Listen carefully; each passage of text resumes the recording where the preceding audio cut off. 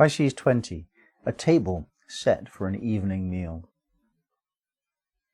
Humanity has come a very long way since the time when we had to struggle to get food on the table. At least in the West this is true.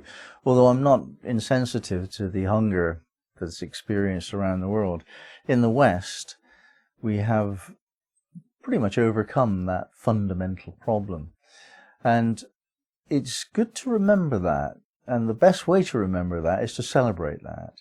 So the image here is of a family sitting down in the evening together and sharing the abundance that has been the result of their work and their struggles and their labors of the day.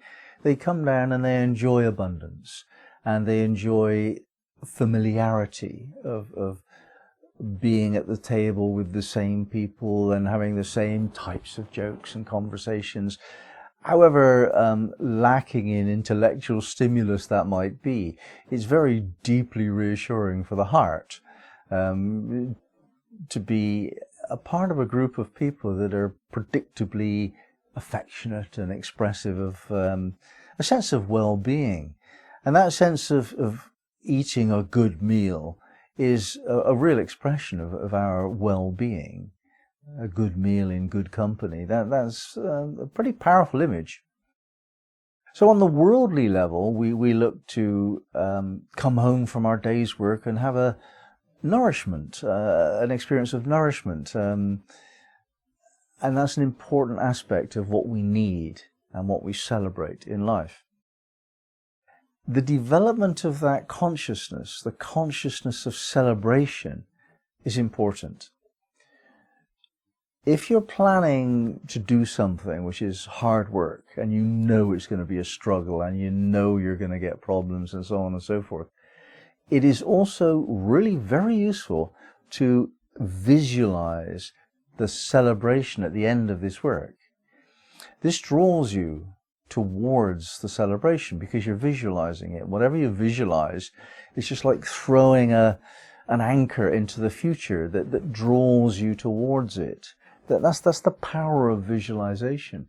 So if you visualize yourself in the future in celebration, yes, this is what I will do when I pass my exam, or this is what I do when I've achieved this very difficult result. I'm going to have a party with my friends, or I'm going to have a quiet meal with my lover, whatever is good for you to celebrate with. And spend money on that. Give up some of your hard-earned cash on doing that. And it's good soul food.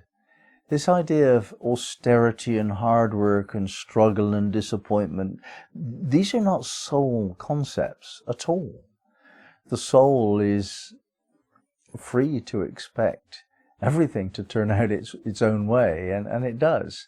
It's only when we come down here to earth that we get disappointed and fail. So what happens when we're celebrating, whether we're actually celebrating or visualizing a future celebration? We're enacting a soul quality. On the level of soul, we understand that the incarnation of the soul brings it into harm's way.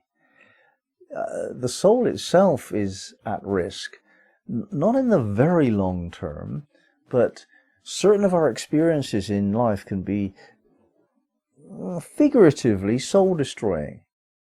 The soul is enthusiasm, it's life, it's spirit, it's freedom, it's success, it's joy, it's celebration. That's the energy of soul.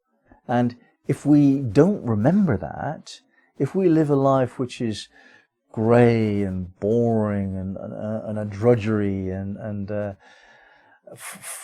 fear, we're living in fear or need. If we're living that kind of life, then the soul is not remembered. We must remember the soul to give it any chance, really, of getting on with its achievements in this lifetime, the development of its qualities. So it's worth remembering that after this arduous struggle in a body, we die.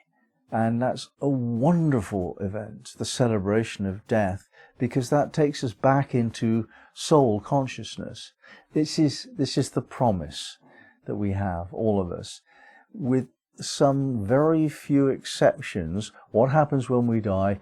We remember the joy of being free and one with God, aware of God as a soul. Those people that live a very dark life indeed, with no hope and no sense of spirit and no joy, then they need to have a little bit of a corrective period after death for a while before they can re-engage with soul consciousness. It's inevitable that they will. There's nobody that gets tucked away forever in the realms of hell, which is something that humans invented, not God. So Pisces 20 is mainly about celebrating ordinary things every day so that we can re-engage with soul consciousness.